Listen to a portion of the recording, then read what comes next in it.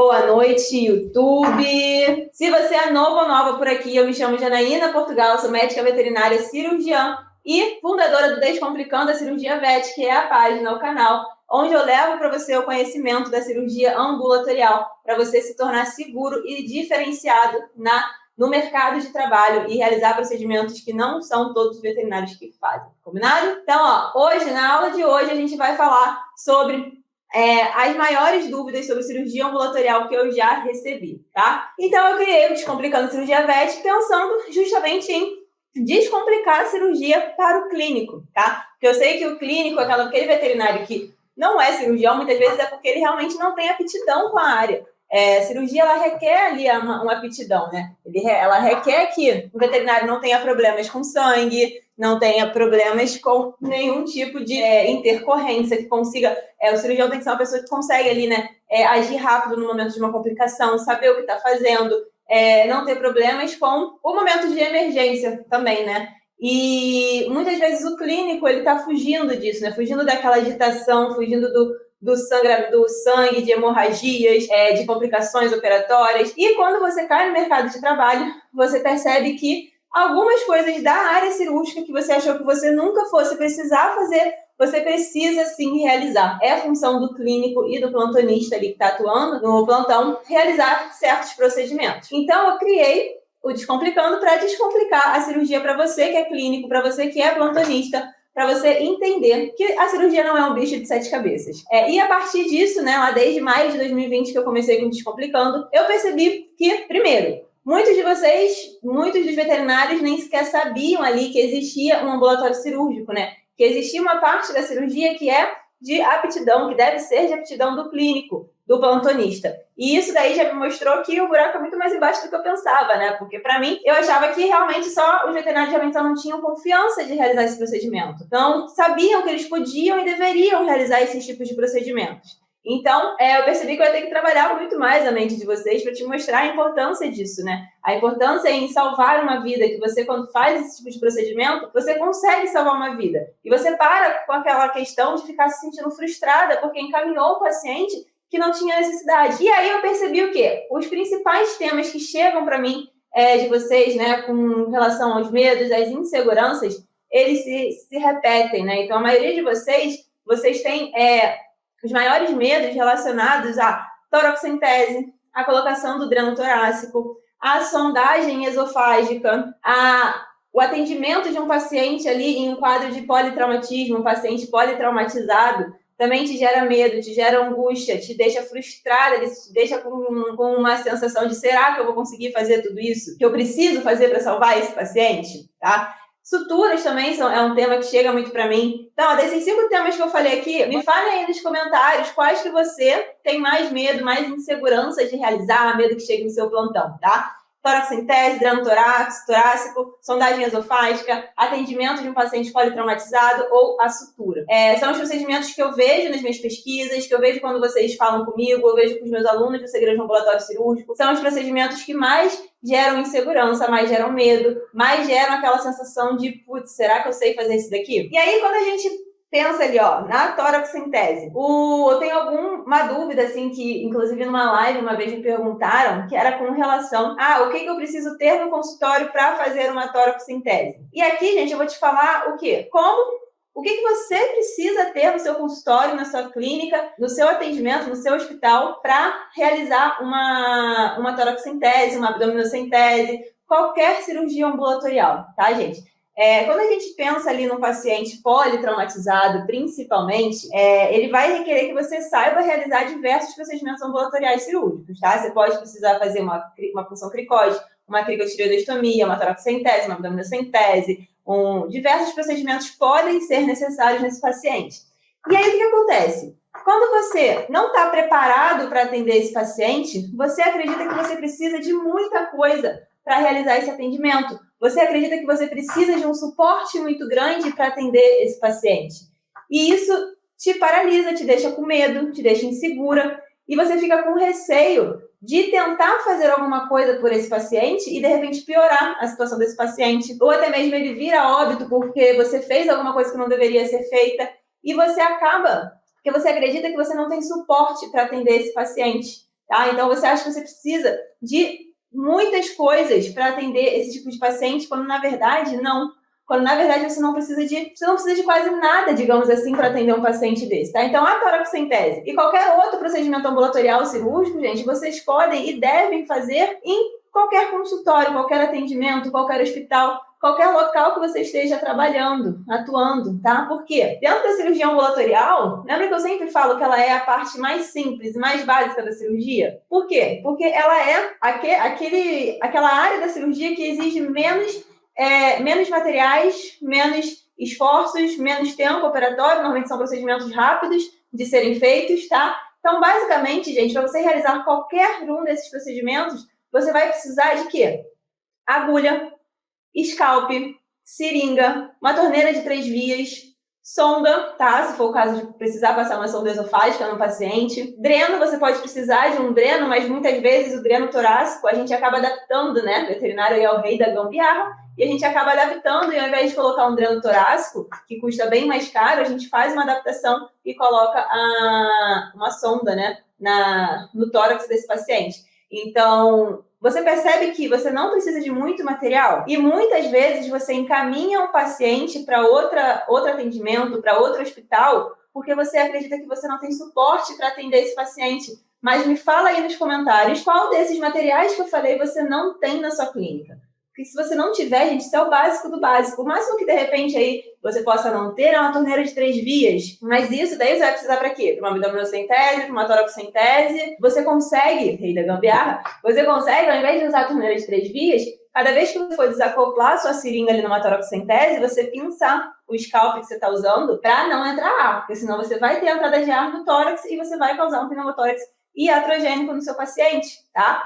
Então, gente, primeiro você tem que parar com essa mania de querer encaminhar um paciente para outro atendimento, para outro hospital, porque você acredita que você não tem suporte. Ah, Janaína, mas eu preciso de um raio-x para ver se tem para ver se tem sangue no tórax, eu preciso de um ultrassom para ver se tem hemorragia abdominal, eu preciso de um respirador mecânico. Não, tá? Você não precisa disso. Você precisa, no primeiro momento, estabilizar esse paciente. E para estabilizar esse paciente, você vai precisar somente dessas coisas, tá? E aí sim você encaminha esse paciente para um local com maior suporte para manter esse paciente vivo. Aí sim pode ser que sejam necessários exames mais complexos para esse paciente, tá? Isso no paciente emergencial, né, que eu tô falando. Quando a gente pensa em outros procedimentos que não são emergenciais, como não estão relacionados com politraumatismo, digamos assim, a gente tem aí, de repente, um prolapso de reto, proptose de bulbo ocular, né, esoftalmia traumática, que mais? Desobstrução uretral felina, nesse daí você vai precisar ter um gel de lido também, sondagem nasoesofágica, você também vai precisar de um gel de lido. Então, esses outros procedimentos, gente, você vai precisar, no máximo, ter um sedativo, alguns anestésicos no seu consultório, um fio de sutura, um kit de sutura básico, um kit básico ali com um porta-agulha, uma tesoura e uma pinça anatômica, dente de rato ou simples, tá? Você só precisa disso para reduzir um prolapso de reto e do conhecimento, né? Do que tem que ser feito e de como tem que ser feita essa redução do prolapso de reto. Então, quando você me pergunta, Janaína, eu trabalho em consultório, posso fazer a toracocentese no paciente que chega para mim? Porque eu já recebi várias vezes esse tipo de pergunta. Ou é melhor eu encaminhar? Às vezes você vai encaminhar porque você não sabe o que você tem que fazer. Você fica frustrado porque você não resolveu a situação daquele paciente e você acaba, muitas vezes, perdendo o paciente, porque ele vem a óbito, perdendo o cliente, porque ele perdeu o cachorro, então não vai ter outro para levar para você. E mesmo que se ele tivesse vindo a óbito, com você atendendo, ele se sentiria grato ali naquele atendimento, provavelmente te indicaria. Como você não resolveu, né, o problema dele, nem ajudou, ele não te indica para outras pessoas, então você perde indicações, você perde outros clientes também, tá? E você se sente frustrada, você se sente incapaz, porque você não conseguiu ajudar aquele paciente e você nem sequer, muitas vezes, sabe o que aconteceu com esse paciente, porque você encaminhou, você meio que se livrou do problema, né? Então, esse problema acaba não sendo mais seu. Uma outra dúvida, gente, que chega para mim, inclusive foi assunto aí nos meus stories esses dias, a cirurgia ambulatorial, como faz parte da área cirúrgica, né? Muita gente que trabalha, muitos VETs, trabalham em clínicas onde você não pode realizar esse tipo de procedimento. Acreditem, eu já trabalhei em lugar assim, mesmo eu já tendo residência e já tendo a pós-graduação, tá? Assim que eu voltei para o Rio de Janeiro, eu precisava me reinserir no mercado aqui no Rio, né? Então, eu voltei a fazer plantão. E uma das clínicas que eu trabalhei, graças a Deus eu fiquei pouco tempo, porque não recebia mínimo, não podia fazer esse tipo de coisa, não tinham confiança. E assim, em parte eu entendo, não quando a gente já é uma pessoa qualificada, né, com pós, com residência, mas quando você é um recém-formado, eu entendo a insegurança de alguns donos de clínica. Eu acho que tem ali dois vertentes, né? A gente sabe que a gente tem aqueles donos de clínica que se dizem cirurgião, né? A gente sabe, eu odeio isso, mas a gente sabe que na medicina veterinária tem essa coisa de como não existe ali uma necessidade de comprovar a especialização para você atender oncologia, para você atender cirurgia, para você atender as especialidades como tem na medicina, você acaba tendo muitos donos de clínicas que eles se intitulam cirurgião, mas que muitas vezes não têm uma especialização, não têm uma residência, são coisas que eles foram aprendendo na prática, normalmente são veterinários mais antigos, que foram aprendendo na prática, aprendendo do jeito que eles faziam, do jeito que eles aprenderam há 50 anos atrás na faculdade. E isso vai ali virando, né, uma bola de neve, digamos assim, e muitos não deixam os veterinários que estão chegando realizarem esse tipo de procedimento. Por quê? Porque eles têm uma parte de ganância, sim, tem uma parte de achar que somente o que eles fazem é o correto, é o certo, porque eles já atuam há muito tempo nessa área, tá? E tem uma outra vertente de donos de clínica ali que não deixam realizarem esse tipo de procedimento, justamente para manterem ali o nome da clínica que trabalham, né?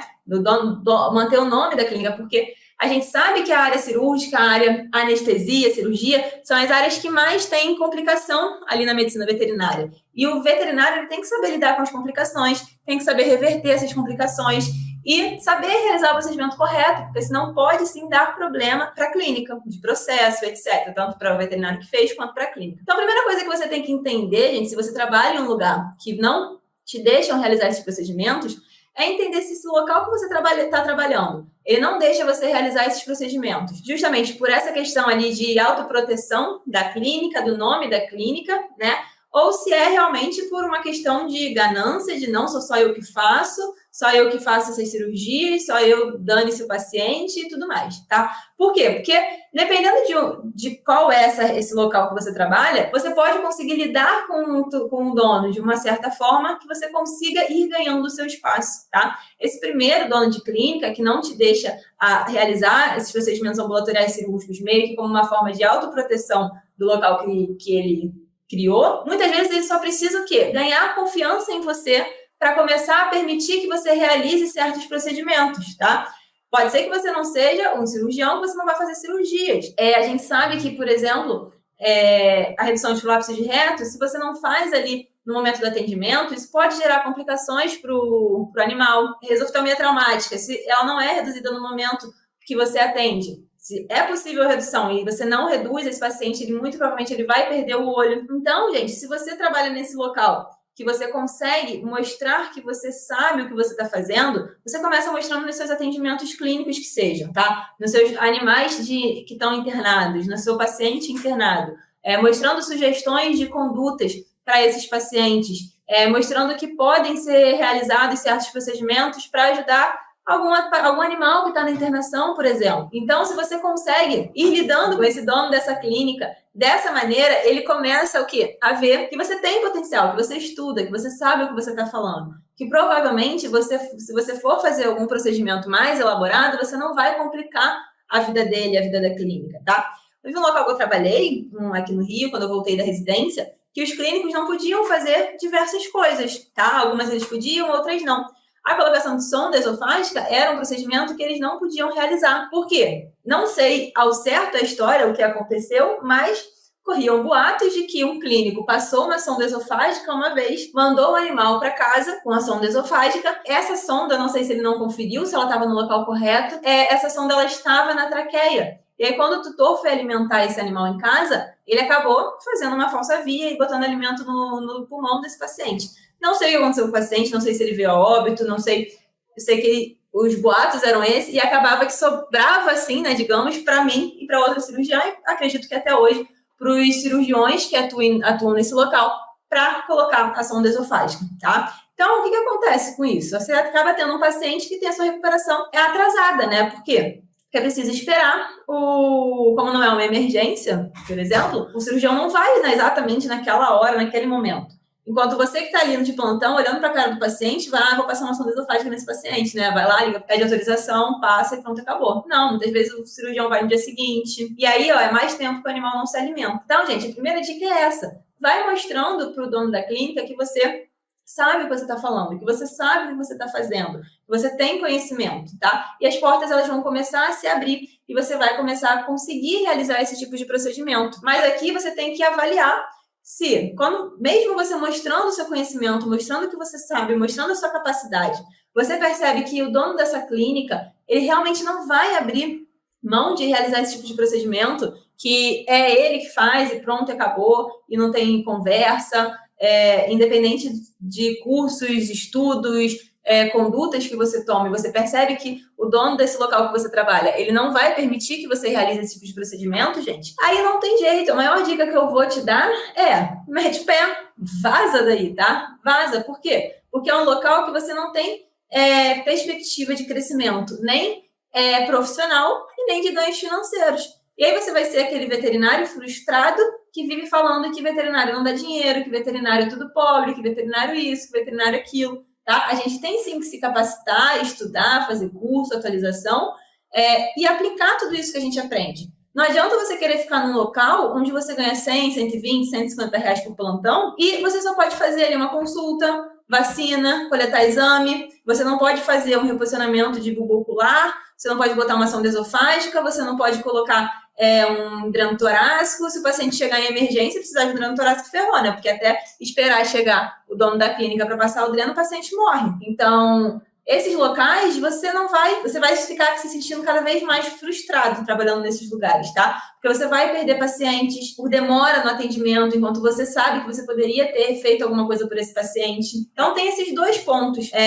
Janaína, num local que eu trabalho, não dá para fazer nada porque o dono não deixa. Então, começa a analisar. Não deixa realmente porque ele tem ali uma autoproteção pelo local onde ele trabalha, ou não deixa por ganância, porque ele acha que só ele pode fazer, ou só o cirurgião pode fazer, se ele não for o cirurgião, porque isso te prejudica profissionalmente, financeiramente e prejudica a vida dos seus pacientes. Uma outra dúvida, assim, muito constante, está relacionada com isso que eu acabei de falar, né? Até por isso eu coloquei ela logo em seguida. Por quê? Como que eu mostro a autoridade, como que eu mostro para o dono da clínica que eu sei realizar esses procedimentos, que eu posso fazer esses procedimentos, que ele pode confiar em mim? Então, primeiro você vai fazer essa análise que eu estava falando antes, tá? E aí você percebeu que é um local onde você consegue evoluir, onde você vai conseguir ir crescendo aos poucos, tá? Entenda que ninguém é um super cirurgião maravilhoso de uma hora para outra, tá? Isso exige tempo e crescimento, é aos poucos. Então, se você percebeu que você está num lugar que você vai conseguir crescer, que você vai conseguir evoluir,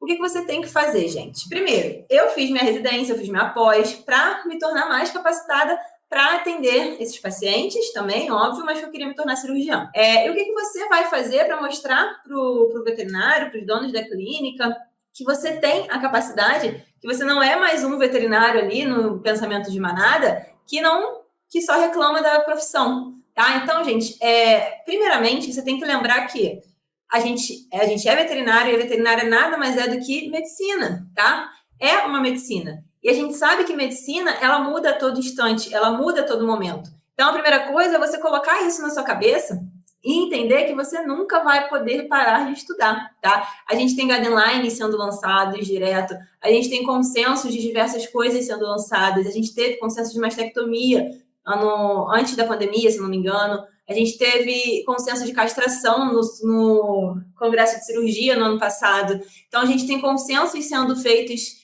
constantemente, que tem o intuito de melhorar a qualidade do atendimento ao nosso paciente, tá? E para isso você tem que estar sempre estudando, fazendo cursos, simpósios, congressos, fazendo networking, conhecendo pessoas, tá? E hoje a gente tem uma facilidade muito maior porque a gente tem um online, né? Então a gente tem um acesso muito maior e muito mais fácil a cursos, a congressos, a aulas, a palestras. Vira e mexe, eu estou dando palestra para algum grupo de estudo em vários lugares do Brasil, tá? Então, você tem que entender que tá mais fácil o acesso ao conhecimento e, mesmo assim, muitas vezes o veterinário não busca conhecimento e ele fica parado ali fazendo as mesmas coisas que sempre fez, desde que se formou há 10, 15, 20 anos, tá? Eu já mudei condutas, eu estou formada há 7 anos, 6, 7 anos, então, assim, não é muito tempo de formada, e eu já mudei condutas que eu tinha quando eu me formei, tá? Por quê? Porque eu estou sempre fazendo curso, sempre estudando, sempre atualizando, e vendo que, não, isso daqui não tá mais legal, vamos mudar, vou tentar fazer de tal jeito e ver se vai ficar bom.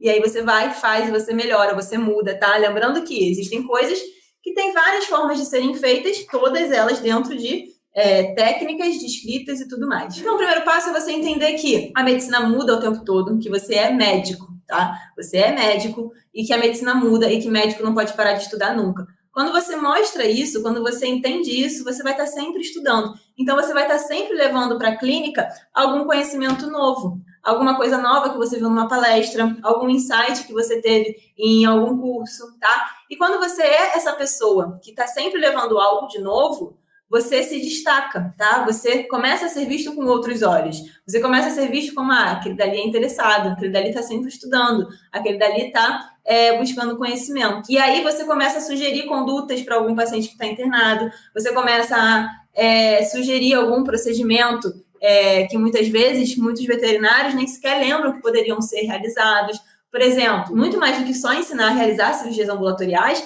eu também te ensino a indicação de muitas técnicas cirúrgicas que são esquecidas por clínicos. Então, por exemplo, a gente tem técnicas de conduto auditivo, de cirurgias de conduto auditivo, que auxiliam um paciente, auxiliam o tratamento de um paciente com otite, por exemplo. E muitas vezes o veterinário não lembra, não sabe disso. E acaba só indicando o quê? Uma cirurgia quando o paciente já está muito ferrado, com ruptura de bolha timpânica, e aí acaba precisando de quê? De ablação total do conduto auditivo, tá?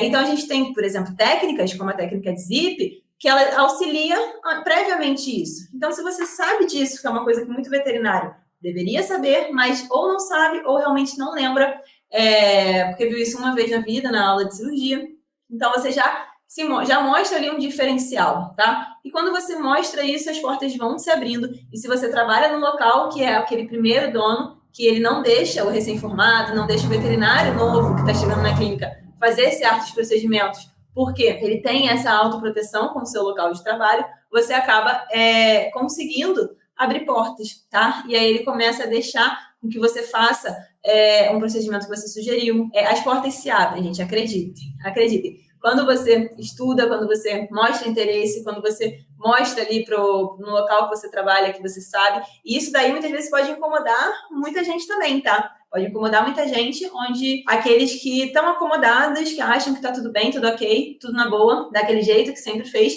quando você vai querer introduzir coisas novas, técnicas novas, conhecimentos novos que você aprendeu, você pode ter problemas com outras pessoas que não querem evoluir. E tá tudo bem, tá? Tá tudo bem. Só que você, quando você estuda e tudo mais e evolui, isso vai abrindo portas dentro da clínica que você trabalha e, inclusive, abrindo oportunidades em outros lugares também, tá bom? Então, o maior problema de vocês é ganhar confiança na realização dessas cirurgias. Precisa ganhar confiança, Janaína. Ok, eu já sei que eu preciso fazer esses procedimentos, que eles vão salvar as vidas dos meus pacientes, que eles vão me diferenciar no mercado de trabalho, que eles vão fidelizar meus clientes, aumentar meus ganhos e tudo mais. Mas eu não sei fazer, não sei como faço, não tenho confiança, não tenho segurança para fazer esses procedimentos, e agora? Primeira coisa, você tem que entender que a sua falta de confiança, a sua falta de segurança em realizar esses procedimentos está muito realizado, primeiro, com a sua falta ali de conhecimento teórico, digamos assim. Você não sabe que você pode fazer aquilo, você não sabe como fazer aquilo, você não sabe em que momento fazer aquilo, qual é a técnica correta de fazer aquilo, você não sabe, tá? Quando você não sabe nada disso, é óbvio que você vai ficar com medo, que você vai ficar inseguro, que você vai ficar com medo de fazer alguma besteira. Óbvio, você não sabe o que você está fazendo, você não sabe o que tem que ser feito, muito provavelmente vai dar ruim, vai dar alguma complicação, vai dar algum erro, sim. Então, a primeira coisa, gente, sentar a bunda e estudar. Isso daí já vai te dar uma confiança muito boa para realizar procedimentos, tá? É o primeiro passo, não tem para onde fugir. Você precisa saber a teoria, você precisa saber o que você tem que fazer, quando você tem que fazer, por que você tem que fazer tal técnica e não outra técnica, tá?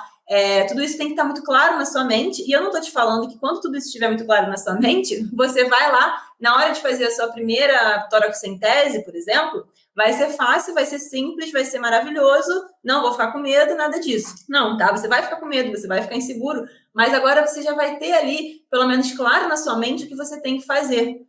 Então, o passo a passo de como fazer, quando fazer, você já vai saber. Então, isso daí já vai ser um grande passo para melhorar a sua confiança. Uma outra questão é o quê? É você entender, gente, que sua falta de confiança é porque você tem medo de errar. Na grande maioria das vezes, você tem medo de errar, você tem medo do julgamento dos outros, tá? Então, você tem medo dessas coisas. Então, a primeira coisa é entender, gente, que você vai errar. Você vai errar sim, não adianta, não tem para onde fugir.